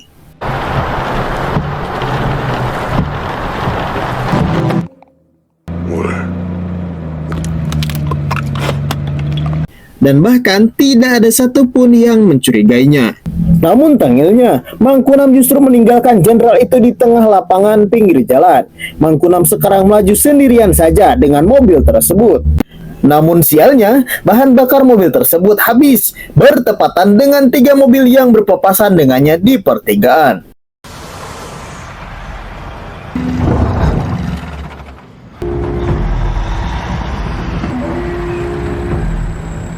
Lalu mobil tersebut nampak mendekat dan memeriksa mobil Mangkunam. Mangkunam sedikit panik dan terpaksa turun dari mobil. Dengan wajah ramah ia meminta bensin kepada prajurit itu. Namun pemimpin prajurit itu mencurigai Mangkunam. Segera Mangkunam menunjukkan surat izin tugas yang tadi dibuatnya. Mangkunam mengaku sebagai ajudan dari Komandan Kang Huyun. Pimpinan pasukan itu menelpon pada divisi yang bersangkutan. Lalu terkonfirmasi bahwa Mangkunam memang ada di divisi Kang Huyun. Namun pimpinan pasukan itu merasa janggal karena Mangkunam bisa-bisanya tidak memeriksa kendaraannya terlebih dahulu. Meskipun demikian, mayor tersebut membawa Mangkunam ke markas terdekat karena mereka tidak mempunyai cadangan bensin di mobil mereka. Ketika Mangkunam mendengar arah tujuan markas mereka, Mangkunam tahu jika di markas terdekat itu adalah tempat di mana prajurit bernama Jang Dodong ditahan. Untuk meyakinkan mayor tersebut, Mangkunam dengan percaya diri mengatakan kepadanya bahwa di markas tersebut ada tahanan yang bernama Jang Dodong. Dia adalah salah satu tentara yang menjadi tahanan karena mencoba melarikan diri dari Korea Utara menuju Korea Selatan. Mangkunam menegaskan omongannya tadi, jika ia punya misi rahasia untuk mencari bukti konspirator tahanan tersebut. Oleh sebab itu, mayor tersebut menjadi percaya kepada Mangkunam sebagai bagian daripada tim keamanan negara. Mereka berangkat ke markas terdekat. Sesampainya di markas tersebut, semua orang menjadi sangat hormat kepada Mangkunam. 중간물입니다. Lalu ia menandatangani formulir pemindahan Jang Dodong beserta barang bukti lainnya. Mangkunam memasuki penjara untuk menemui Jang Dodong. Jang Dodong sangat ketakutan dan mohon ampun dan tidak ingin dibunuh oleh para tentara di Korea Utara tersebut. 어머니 보고 싶은 게 무슨 잘못이래? 오늘 밤에 같이 간다 했지. Namun ketika melihat Mangkunam, Jang Dodong menjadi sangat senang. Jang Dodong dijemput oleh Mangkunam dan dibawa olehnya.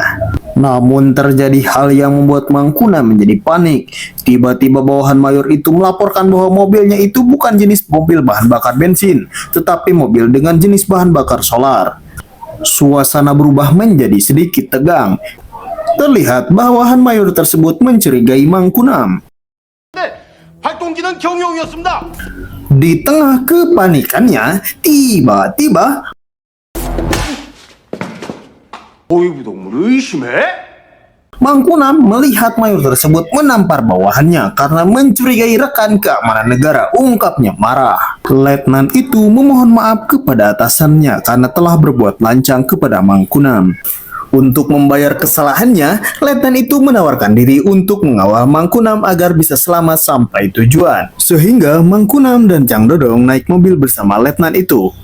Di tengah perjalanan, Letnan itu menghubungi salah satu agen keamanan negara yang dikenalnya. Tetapi dia tidak mengenal sama sekali kepada Mangkunam. 기나저나 경무부 나부랭 야구부터 오늘 전용군단 행사에서 임무 주셔서 아가리 조심하라. Mangkunam mengambil alih panggilan lalu ia marah-marah pada orang di telepon itu. Ia ditugaskan oleh Kang Huyun, ungkapnya marah. Namun karena Kang Huyun saat ini sedang bermain piano dengan penuh penghayatan sehingga ia tak bisa diganggu.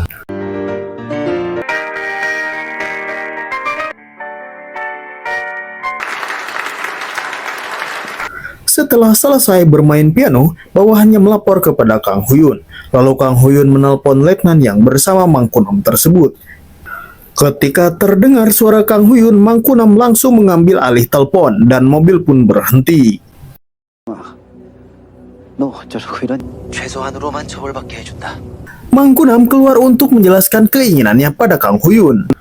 Kang Huyun meminta Mangkunam untuk kembali ke pangkalan dan akan menjamin hukumannya bisa lebih diringankan, ungkap Kang Huyun merayunya. Mangkunam tidak mau, dia akan menentukan masa depannya sendiri, ungkapnya dengan tegas. Omongan tersebut terdengar oleh letnan tersebut. Mereka pun melanjutkan perjalanan. Tapi letnan itu dikirimi pesan oleh Kang Huyun bahwa Mangkunam harus dibawa ke markas divisi. Mangkunam yang menyadari kejanggalan itu langsung memanfaatkan peluang untuk melakukan penyerangan lebih dahulu.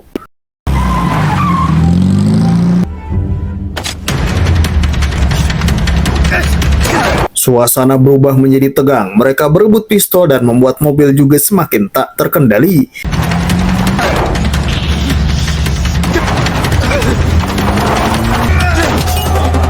Dan mobil pun menabrak tulisan di lapangan.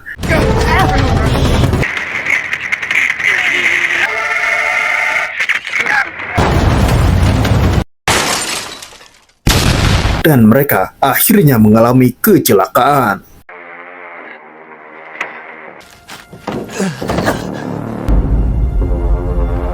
Luar biasa, Mangkunam ternyata masih selamat. Namun, betapa kagetnya Mangkunam karena ia melihat peta yang dia buat terlempar jauh. Dan dia mendapatkan tembakan beruntun dari pasukan Kang Huyun.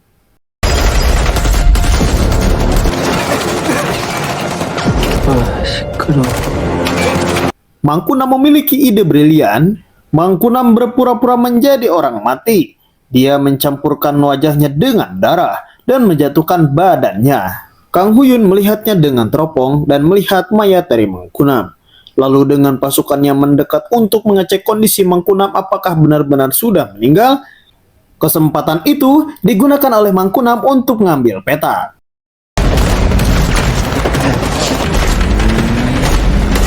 Dan menyuruh Jang Dodong untuk berlari bersamanya.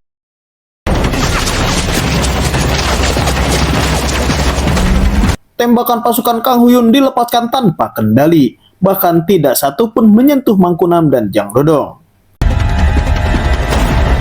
Mangkunam dan Jang Dodong berhasil menyelamatkan diri dengan masuk ke dalam sungai. Sementara itu, Letnan meminta maaf karena telah lalai dan tidak langsung melapor akan kejanggalan itu kepada Kang Huyun. 정신이 없어서 못했습니다. 탈주한 거 어디까지 보고해서? Namun tanpa ampun langsung dibunuh oleh bawahan Kang Huyun. 사단장 동지. Setelah membereskan letnan tersebut, Kang Huyun langsung menghubungi atasan yang sangat marah.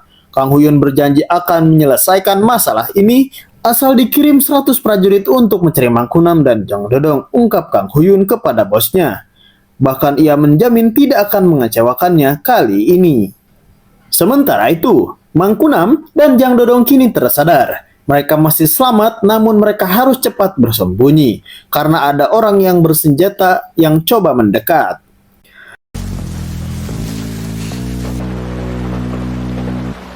Di tengah ketegangannya, tiba-tiba dari belakang seorang wanita menodongkan senjata.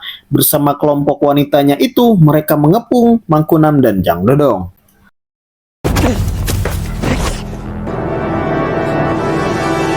Usut punya usut, wanita ini adalah ketua kelompok masyarakat nomaden yang juga tidak menyukai pemerintahan diktator Korea Utara.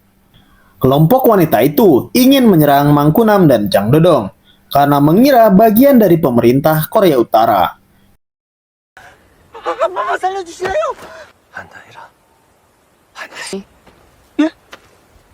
Tapi Mangkunam membantah, bahkan Jang Dodong mengaku ada di sel tahanan dan hampir dieksekusi, ungkapnya tegas. Kelompok wanita itu lalu menanyakan seorang adik mereka yang ditahan oleh tentara Korea. Jang Dodong mengaku melihat pria lain di penjara itu dengan rambut tebal yang tidak ingin mati dan merindukan saudara perempuannya. Mendengar ucapan dari Jang Dodong, kelompok itu pun jadi percaya pada mereka. Mereka berdua diterima dan diajak ke tempat persembunyian rahasia kelompok itu. Kelompok itu bercerita bahwa mereka diusir dari desa dan sekarang mencari cara agar tetap hidup. Jang Dodong menjelaskan lokasi penjara dan bagaimana mereka bisa menyelamatkan satu orang di penjara itu. Sehingga esok hari mereka akan mencoba menyelamatkan tahanan pria tersebut, ungkap pemimpin wanita itu. 레일 구하러 간다. 희망을 Cerita beralih pada kondisi Kang Huyun yang nampak sedang melihat peta dan memperhitungkan peluang persembunyian Mang Kunam dan Jang Dodong.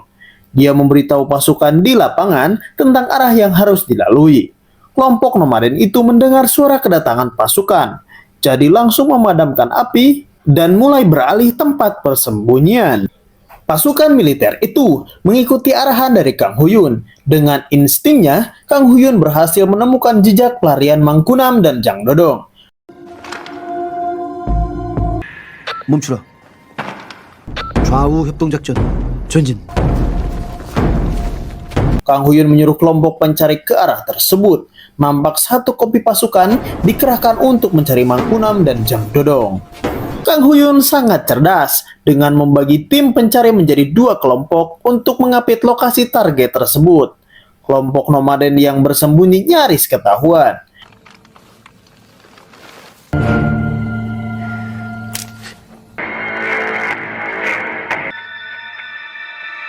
Mereka bersiap menyerang dengan senjata masing-masing. Tapi Mang Kunam dan Jang Dodong sadar posisi kelompok itu sangat terancam. Untuk menyelamatkan kelompok itu, Mang Kunam dan Jang Dodong memutuskan muncul dan mengalihkan perhatian pasukan.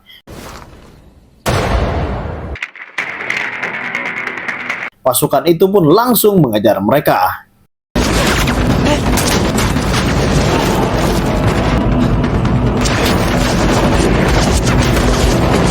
Mang Kunam dan Jang Dodong berlari tanpa memikirkan arah. Sialnya, ternyata mereka sudah terkepung dan bingung mencari tempat untuk bersembunyi.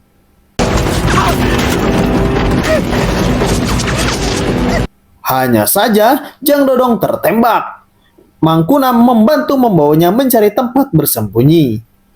Mereka sudah pasrah karena tak ada lagi tempat untuk kabur, karena posisi sekarang sudah terjebak di antara para pasukan. Ditambah lagi, Jang Dodong bahkan terluka parah di kakinya karena terkena tembakan.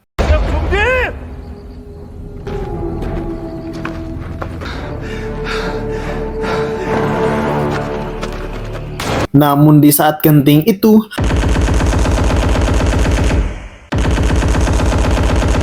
beruntung kelompok nomaden itu pun membantu dan menyerang para pasukan dengan senjata api yang mereka bawa, sehingga fokus mereka kembali terpecah. Pasukan itu berbalik arah menuju ke arah posisi tembakan.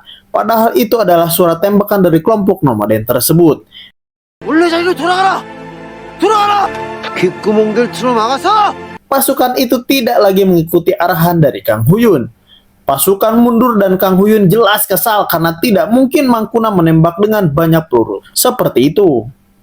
Kesempatan itu digunakan Mang Kunam dan Jang Dodong untuk melarikan diri. Kelompok nomaden juga kini pergi dengan tujuan mereka masing-masing. Lalu Kang Huyun menenangkan diri di mobil. Tak lama kemudian pasukan pun kembali dan Kang Huyun bisa melampiaskan kemarahannya.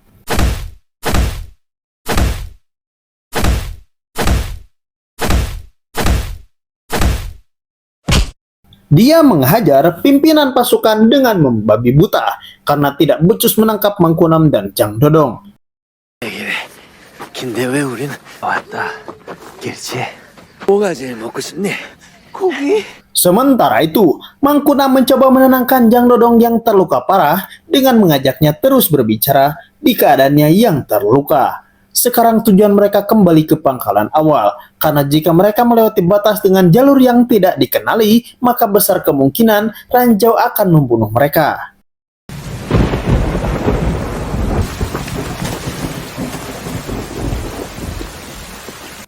Hujan turun sangat deras malam itu. Mang Kunam dan Jang Dodong hampir sampai pada pagar pembatas, namun Jang Dodong terpleset dan terjatuh. Sialnya, Jang Dodong justru terjatuh ke dalam kerumunan para pasukan. Bahkan, pasukan yang banyak itu menatap Jang Dodong dengan heran. Para pasukan itu lalu berbaris rapi dan pergi. Kemudian Mang Kunam ikut turun mendekat memakaikan helm pada Jang Dodong.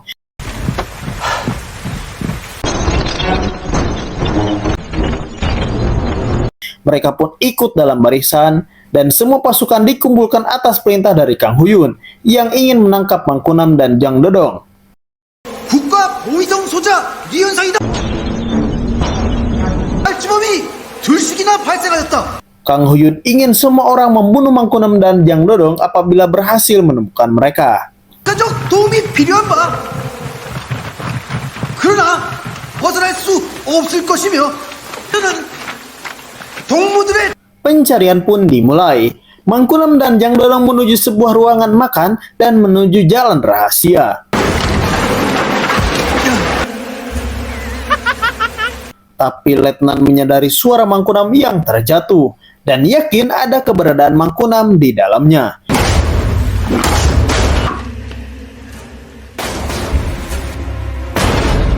Para pasukan itu ingin mendobrak pintu dan Mangkunam menyerang menggunakan bahan bakar. Ledakan pun terjadi di aula makan itu. Mangkunam pun segera pergi.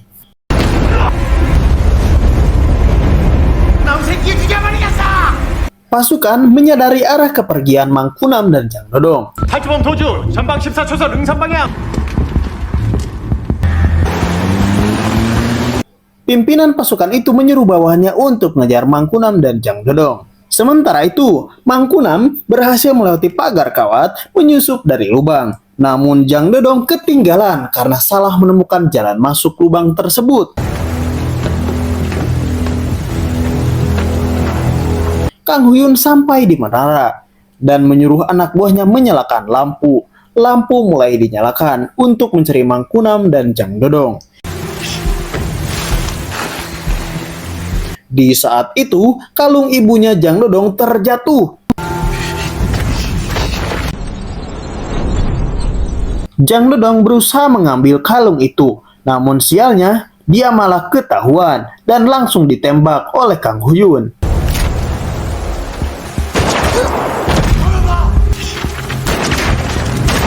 Mangkunam menyerang balik dengan menembak lampu sorot dan membantu Jang Dodong masuk ke dalam lubang rahasia. Namun Jang Dodong sudah sekarat dan menitipkan kalungnya sebagai hadiah bagi ibunya. Mangkunam tetap mengajaknya untuk pergi bersama-sama melanjutkan perjalanan.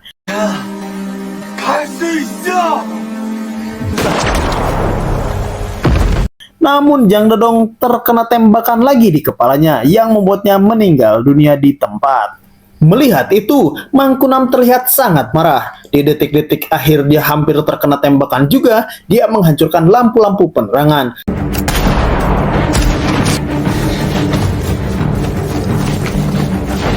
Sambil tetap berusaha berlari menjauh dari tempat itu.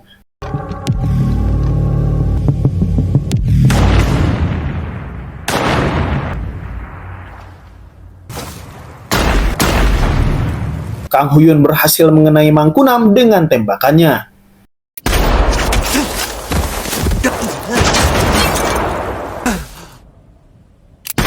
Dan Kang Huyun melancarkan sebuah tembakan beruntun di lokasi yang sama, sampai-sampai kompas Mangkunam hancur tak tersisa. Mangkunam sangat bingung, petunjuk arahnya tidak bisa digunakan. Tapi tiba-tiba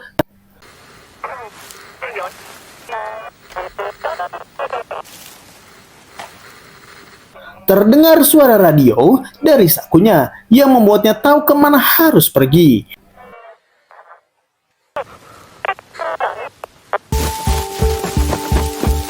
Mangkunam memanfaatkan siaran radio dari selatan untuk menjadi petunjuk arahnya.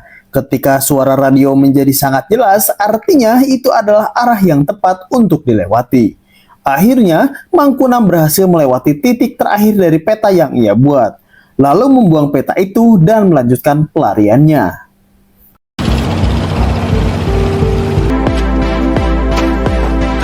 Rupanya Kang Huyun tidak berhenti untuk mengikuti pelarian dari Mangkunam, dan pergerakan Mangkunam kini terlihat oleh Kang Huyun dan terus menembak ke arah Mangkunam, namun beruntung tak ada satupun yang mengenai Mangkunam.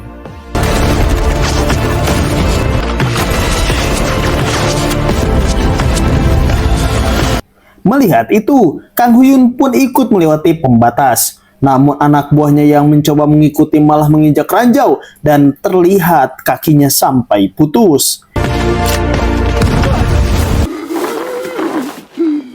Matahari dari balik gunung muncul ke permukaan, menerangi arah tujuan Mangkunam. Kini selatan sudah terlihat semakin dekat. Dia berlari kencang, tak kenal menyerah.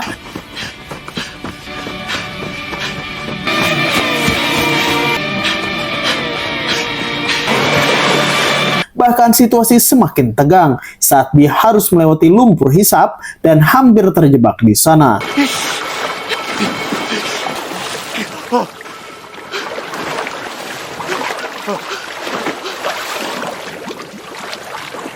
Berkali-kali dia beruntung dan berhasil selamat kembali dari lumpur hisap tersebut.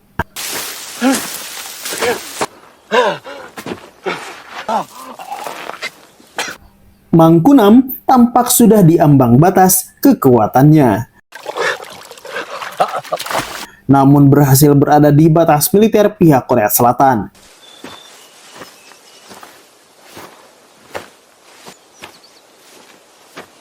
Bahkan sudah terlihat juga pasukan selatan yang sedang berpatroli. Mangkunam ingin mendekat namun malah menginjak ranjau.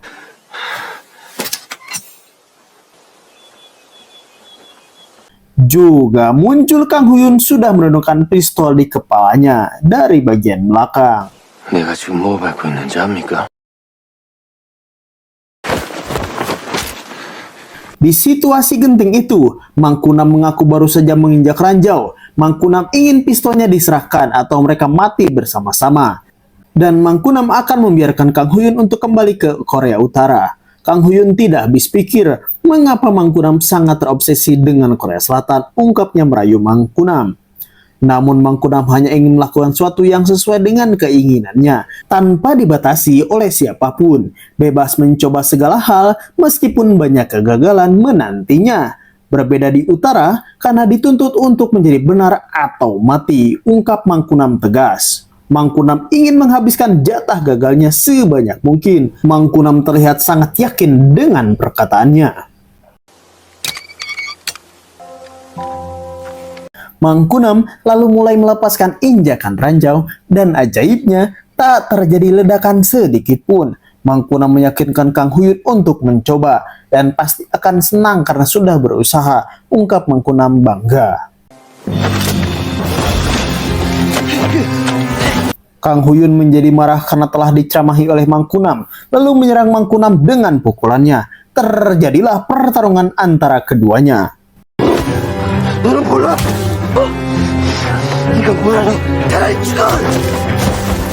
Mangkunam berhasil meninju keras kepala Kang Huyun sampai dia tersungkur. Lalu, kesempatan itu digunakan oleh Mangkunam untuk melanjutkan perjalanannya menuju Korea Selatan. Bahkan suara speaker dari Pangkalan Selatan pun sudah semakin terdengar jelas, menyambut bagi siapapun warga utara yang ingin bahagia dan hidup bebas di selatan, ungkap pemerintah selatan dalam pengumumannya. Mangkunam melihat ada telepon terdekat khusus untuk penyeberangan. Mangkunam menggunakan telepon itu, namun ternyata teleponnya tidak berfungsi.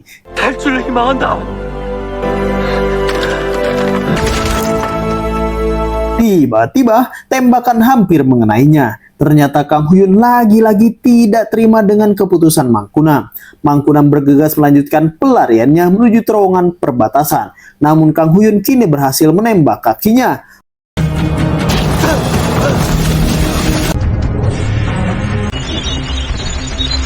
Walaupun Mangkunam sudah tertembak di kakinya, tetap saja Mangkunam berlari menuju ke daerah perbatasan Korea Selatan tersebut.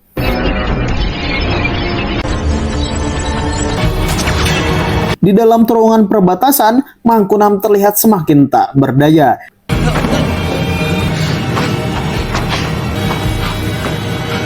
Ditambah lagi dia terkena tembakan di bahunya oleh Kang Huyun. Perjuangan Mangkunam hanya tinggal sejengkal lagi, hampir sampai di perbatasan Korea Selatan.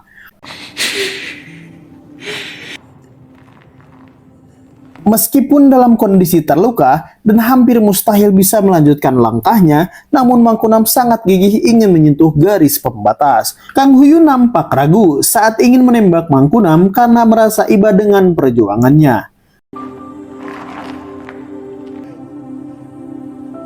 Dan pada akhirnya, Mangkunam berhasil menyentuh tanda perbatasan.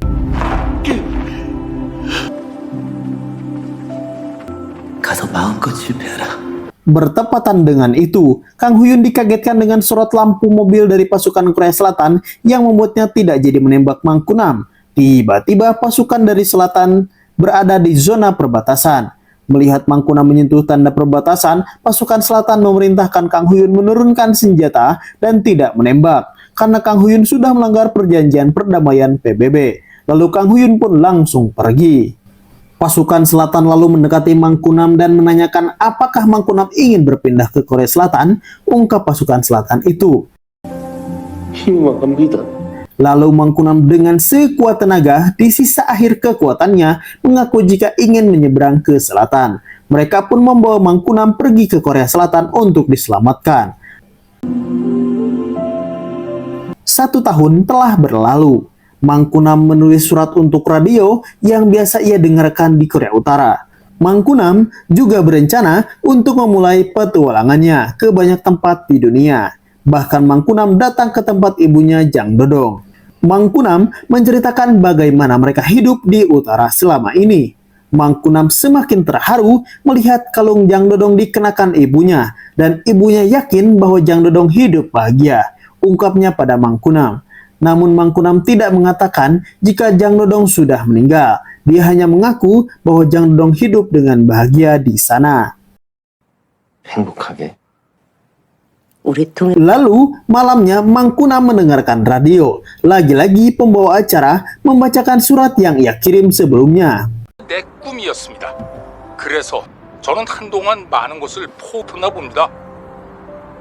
Namun, yang membuatnya nampak lebih sangat bahagia adalah proposal pengembangan bisnis yang ia ajukan ternyata disetujui. Dan perjuangan yang selama ini Mangkunam lewati akhirnya terbayarkan oleh sebuah kesuksesan. Dan film pun berakhir. Terima kasih sudah menonton. Jangan lupa like, share, subscribe, dan notifikasi agar tidak ketinggalan video terbaru dari channel ini. Terima kasih.